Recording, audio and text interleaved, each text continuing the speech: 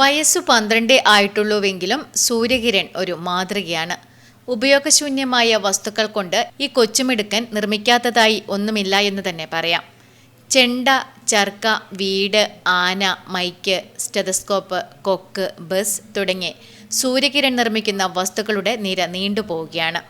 ഫ്യൂസായി പോയ ബൾബുകൾ പുനർനിർമ്മിക്കുന്നതും പതിവാണ്.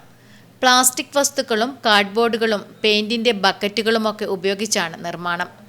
കളിമണ്ണ് ഉപയോഗിച്ച് ആന, പക്ഷികളുടെ രൂപങ്ങൾ എന്നിവയും ഒരുക്കിയിട്ടുണ്ട്. പാഴ്വസ്തുക്കളെ കൊണ്ട് എന്തെല്ലാം നിർമ്മിച്ചിട്ടുണ്ട്. അതിലൊന്നാണ് ചെണ്ട.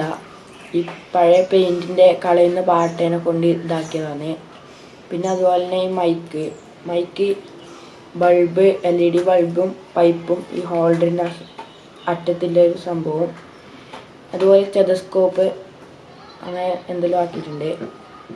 പിന്നെ തെർമോക്കോൾ കൊണ്ട് വീട്, ബസ്, കാർഡ്ബോർഡ് കൊണ്ടുള്ള ബസ്, പിന്നെ കളിമണ്ണ് കൊണ്ടുള്ള ആന, പക്ഷികളെ രൂപത്തിലാക്കിയിട്ടുണ്ട്.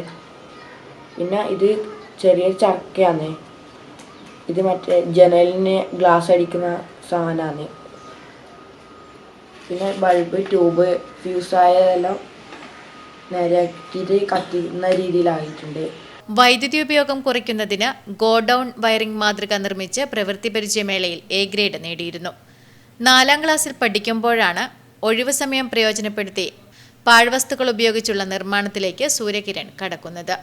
Vellur government higher secondary school 7ാം class വിദ്യാർത്ഥിയാണ് സൂര്യകിരൺ. കരിവെള്ളൂർ പാലത്തറയിലെ PV കിരണിന്റെയും KV വിദ്യയുടെയും മകനാണ്. സഹോദരൻ ധീരവ്. Network news, Karivellur.